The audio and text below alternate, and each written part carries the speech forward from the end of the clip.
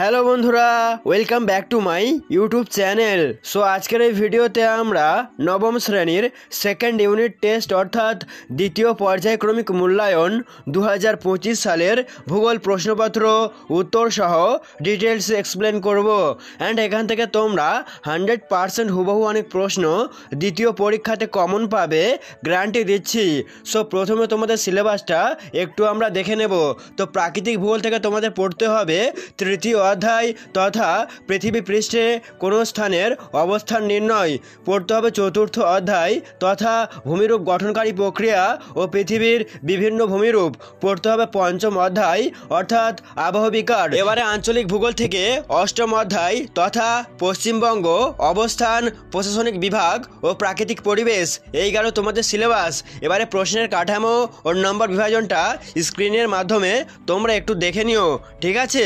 তো যাই হোক বন্ধুরা, ফাইনালি চলে আসবো আমরা একের দাগের প্রশ্নে। সঠিক উত্তরটি বেছে নিয়ে লেখো যে কোনো 7টি। প্রথম প্রশ্ন, কোন স্থান ও তার প্রতিপাদ্য স্থানের মধ্যে সময়ের পার্থক্য হলো 10 ঘন্টা, 12 ঘন্টা, 20 ঘন্টা নাকি 24 ঘন্টা? সঠিক উত্তরটি হবে 12 ঘন্টা। পরের প্রশ্ন, ভূমধ্যসাগরের আলোকস্তম্ভ বলা হয় যে আগ্নেয়গিরিকে, তা হলো? সঠিক উত্তরটি হবে স্ট্রম্বলিকে। পরের প্রশ্নটি দেখো, ভারতের প্রমাণ দ্রাঘিমা রেখার মান, সঠিক উত্তরটি হয়ে যাবে option number A 82 degree 30 minute পূর্ব। পরের প্রশ্ন, 1 ঘন্টায় পৃথিবী তার পরিধির যত ডিগ্রি দ্রাঘিমা অতিক্রম করে তার মান, সঠিক উত্তরটি হবে 15 ডিগ্রি। 5 নম্বর প্রশ্ন, পশ্চিমবঙ্গের সর্বোচ্চ শৃঙ্গের নাম, সঠিক উত্তরটি হবে সান্দাকফু। পরবর্তী প্রশ্নটি দেখো, উত্তর পূর্ব ভারতের প্রবেশদ্বার বলা হয়, সঠিক উত্তরটি হবে শিলিগুড়িকে। পরের প্রশ্নটি দেখো, সমসত্ব শিলায় যে আবহবিকার ঘটে তা হলো, সঠিক উত্তরটি হবে স্বল্পমোচন। আর ক্ষুদ্রকণা বিসরণ দেখা যায় বিষমতত্ত্ব শিলায়, এটা মনে রেখো। 8 নম্বর প্রশ্নটি দেখো, পশ্চিমবঙ্গের আর্দ্রতম স্থান বা পশ্চিমবঙ্গের সবচেয়ে বেশি বৃষ্টিপাত হয় যেখানে, সেটি হলো, সঠিক উত্তরটি হয়ে যাবে বক্সা দুয়ারে। পরবর্তী প্রশ্ন, বর্তমানে পশ্চিমবঙ্গের মোট জেলার সংখ্যা হলো 20টি, 22টি, 23টি নাকি 25টি? সঠিক উত্তরটি হয়ে যাবে 23টি। পরের প্রশ্ন, গ্রিনিচের সময় নির্ণায়ক ঘড়ি হলো, সঠিক উত্তরটি হয়ে যাবে ক্রোনোমিটার। চলে আসবো আমরা 2 দাগের প্রশ্নে। প্রথম প্রশ্ন, প্রতি 1 ডিগ্রি দ্রাঘিমার পার্থক্যের সময়ের পার্থক্য কত? উত্তরটি এখানে হবে 4 মিনিট। পরের প্রশ্ন, পৃথিবীর বৃহত্তম বদ্বীপ কোনটি? উত্তরে তোমরা লিখবে গাঙ্গেয় বদ্বীপ। 3 নম্বর প্রশ্ন, পশ্চিমবঙ্গের শুষ্কতম স্থান কোনটি? উত্তরটি হবে পুরুলিয়া জেলার সুইসা। পরবর্তী প্রশ্ন, দ্বারকেশ্বর ও শিলাবতী নদীর মিলিত প্রবাহের নাম কি? উত্তর হবে রূপনারায়ণ। আর কেলেঘাই ও কংসাবতী নদীর মিলিত প্রবাহের নাম কি বলতো? যারা পারবে অবশ্যই কমেন্টে উত্তরটা আমাকে দিও। পরের প্রশ্ন দেখো, পশ্চিমবঙ্গের নবীনতম জেলা কোনটি? উত্তর পশ্চিম বর্ধমান। পরবর্তী প্রশ্ন, পশ্চিমবঙ্গের বৃহত্তম ও ক্ষুদ্রতম জেলা দুটির নাম কি? উত্তরে তোমরা লিখবে পশ্চিমবঙ্গের বৃহত্তম জেলা দক্ষিণ 24 পরগনা এবং ক্ষুদ্রতম জেলা হচ্ছে কলকাতা। এবারে দেখো 2 বি শূন্যস্থান পূরণ করতে হবে। তো প্রথমে আছে 5 সংস্থান তত্ত্বের জনক বলা হয় ড্যাশকে, এখানে শূন্যস্থানে হবে পিচকে। পরের প্রশ্ন, গড়ে 1 ডিগ্রি অন্তর দুটি অক্ষরেখার পারস্পরিক দূরত্ব বা রৈখিক ব্যবধান হলো ড্যাশ কিমি, এখানে শূন্যস্থান হবে 111.1 কিমি। পরের প্রশ্ন, পেডিমেন্ট সমভূমিতে অনুচ্চ টিলাগুলিকে বলা হয় ড্যাশ, এখানে শূন্যস্থান হবে ইনসেলবার্জ।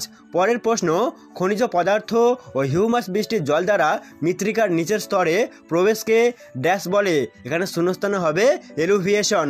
পরের প্রশ্ন, তরাই কথার অর্থ হলো ড্যাশ, এখানে শূন্যস্থান হবে স্যাঁতস্যাঁতে বা ভিজে। পরবর্তী প্রশ্ন, পশ্চিমবঙ্গে অবস্থিত ভারতের উচ্চতম রেল স্টেশন হলো ড্যাশ, এখানে শূন্যস্থান হবে ঘুম। পরবর্তী প্রশ্নটি দেখো, পশ্চিমবঙ্গের ত্রাসের নদী বলা হয় ড্যাশকে, এখানে শূন্যস্থান হবে তিস্তাকে। চলে আসছি আমরা 3 দাগের প্রশ্নে। প্রতিটি প্রশ্নের মান 2 নাম্বার করে। প্রথম প্রশ্ন, প্রতিপাদ্য স্থান কাকে বলে? বেশ গুরুত্বপূর্ণ প্রশ্ন। উত্তর ভূপৃষ্ঠের ওপর অবস্থিত কোনো বিন্দু বা স্থান থেকে কল্পিত রেখা পৃথিবীর কেন্দ্রের মধ্য দিয়ে প্রসারিত করলে তা বিপরীত প্রান্তে যে বিন্দু বা স্থানে স্পর্শ করে সেই বিন্দুকে প্রথম বিন্দুর প্রতিপাদ্য স্থান বলা হয়। পরের প্রশ্ন, বরেন্দ্র ভূমি কাকে বলে? এই প্রশ্নটিও গুরুত্বপূর্ণ। উত্তর, মালদহ ও দক্ষিণ দিনাজপুর জেলার পূর্বাংশে মৃদু ঢেউ খেলানো ল্যাটেরাইট ও প্রাচীর পলিমাটি সমৃদ্ধ উঁচু ভূমিভাগ বরেন্দ্র ভূমি নামে পরিচিত। পরের প্রশ্ন, নগ্নি ভবন কাকে বলে? এটিও বেশ গুরুত্বপূর্ণ পরীক্ষার জন্য। উত্তর, আবহবিকার ক্ষয়ীভবন এবং পঞ্জিত ক্ষয়ের সম্মিলিত প্রভাবে শিলাস্তরের উপরিভাগ বিচ্ছিন্ন হয়ে অপসারিত হলে অভ্যন্তরভাগ উন্মুক্ত হয়ে পড়ে।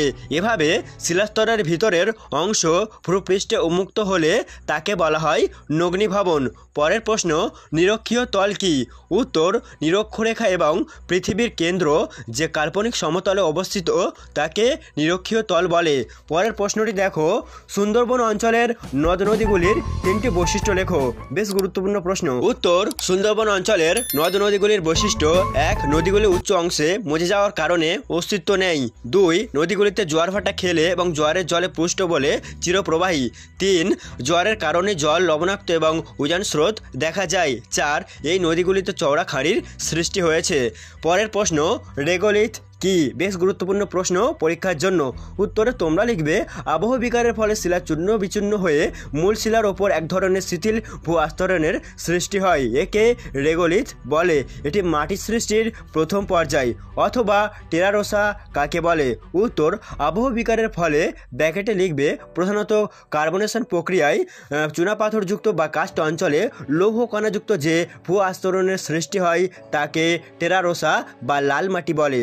পরের প্রশ্ন, মহীভাবক আলোড়ন কাকে বলে? বেশ গুরুত্বপূর্ণ প্রশ্ন পরীক্ষার জন্য। উত্তর, মহীভাবক আলোড়ন হলো ভূপৃষ্ঠের উপর লম্বভাবে ক্রিয়া করা আলোড়ন যা ভূমির উত্থান বা অবনমন ঘটায়। এই আলোড়নের ফলে মহাদেশীয় ভূত্বক ধীরে ধীরে উপরে উঠে আসে বা নিচে নেমে যায়।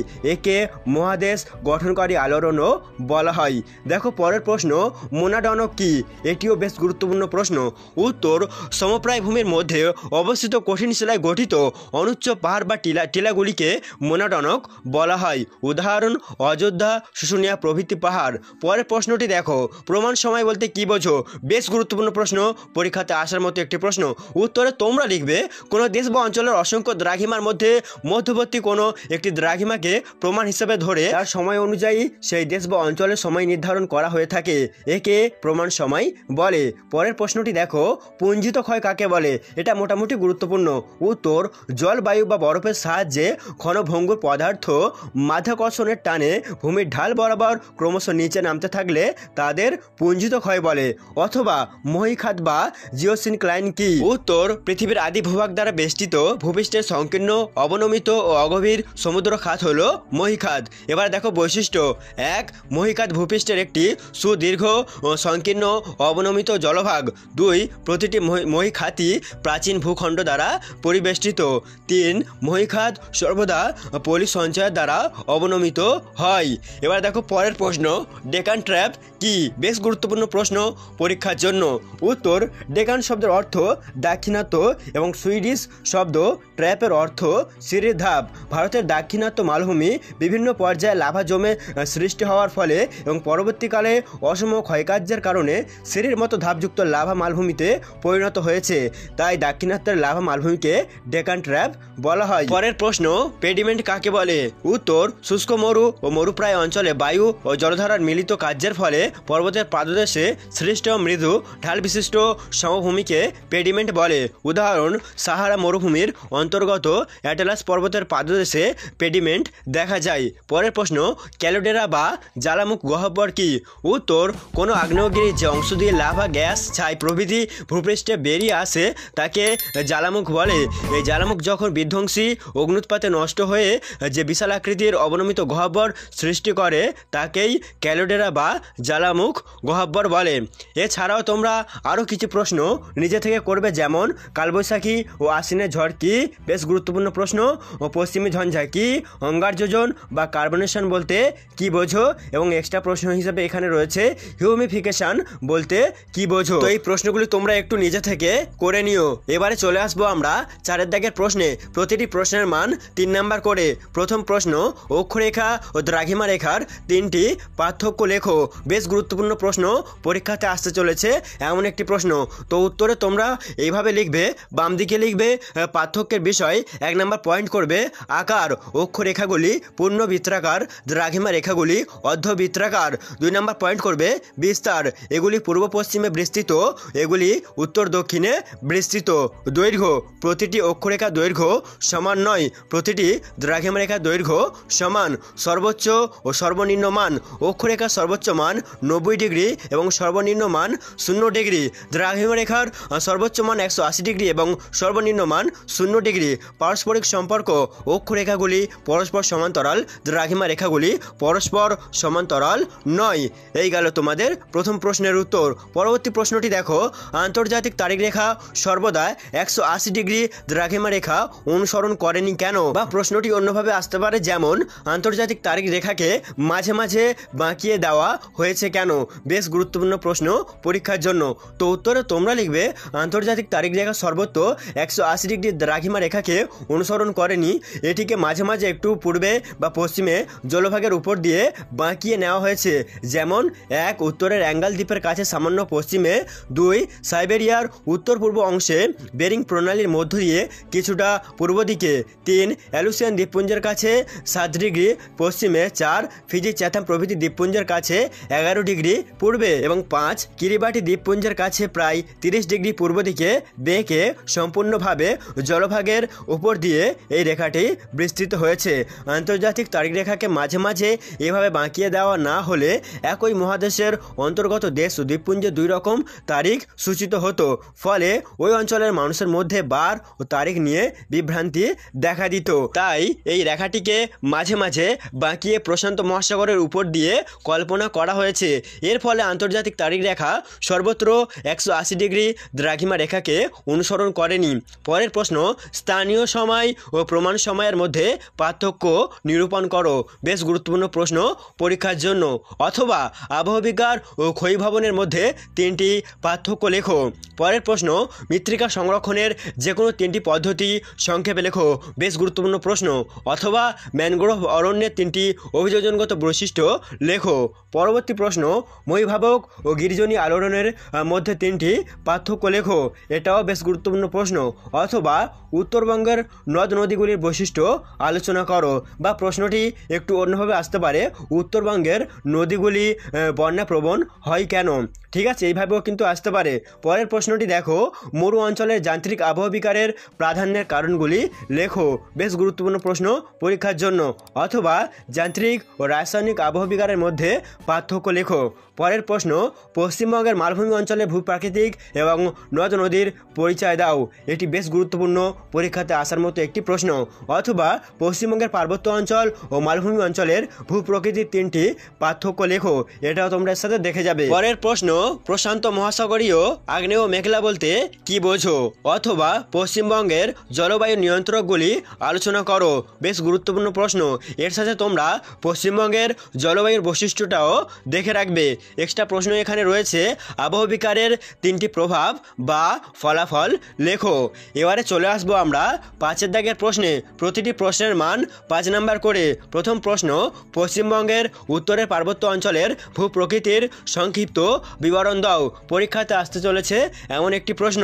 তো উত্তরে তোমরা প্রথমে হেডলাইন করবে উত্তরের পার্বত্য অঞ্চলের ভূপ্রকৃতি। প্রথমে লিখবে অবস্থান, এটা তোমরা প্রথমে পয়েন্ট করে লিখবে। তারপরে লিখবে বৈশিষ্ট্য, এটাও তোমরা আস্তে আস্তে একটু দেখে নিও। তারপরে পয়েন্ট করবে ভূপ্রকৃতি, ঠিক আছে। তারপর 4 নাম্বার পয়েন্ট করবে তিস্তা নদীর পশ্চিম দিকের অঞ্চল এবং 5 নাম্বার পয়েন্ট করবে তিস্তা নদীর পূর্ব দিকের অঞ্চল। এটা তোমরা আস্তে আস্তে ভিডিও পজ করে এর উত্তরগুলি তোমরা দেখে দেখে লিখে নেবে, ঠিক আছে। তো এই গেল তোমাদের প্রথম প্রশ্নের উত্তর।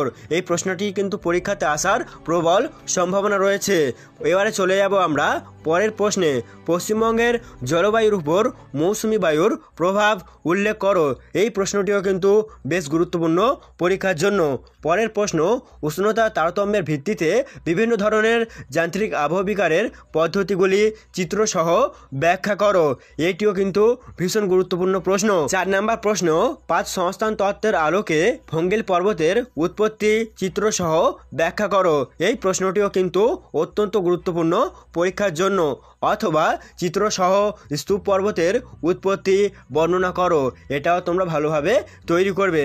পরের প্রশ্নটি দেখো 28 ফেব্রুয়ারি 1990 লন্ডনের 0 ডিগ্রি স্থানীয় সময় যখন সন্ধ্যা 7টা, তখন কলকাতায় দ্রাঘিমার মান 88 ডিগ্রি 30 মিনিট পূর্ব স্থানীয় সময় ও তারিখ কত? সো বন্ধুরা, যে প্রশ্নগুলি তোমাদেরকে দেওয়া হলো এই প্রশ্নগুলি তোমরা পরীক্ষার আগে ভালো করে প্র্যাকটিস করো। আই হোপ এই প্রশ্নের বাইরে কিন্তু প্রশ্ন আসার সম্ভাবনা নেই বললে চলে। কাজেই পরীক্ষার আগে প্রশ্নগুলি তোমরা তাড়াতাড়ি রেডি করে নাও। সো সেই সঙ্গে আজকের মতো ভিডিওটি এখানেই এন্ড করছি। সবাই ভালো থাকবেন, ধন্যবাদ।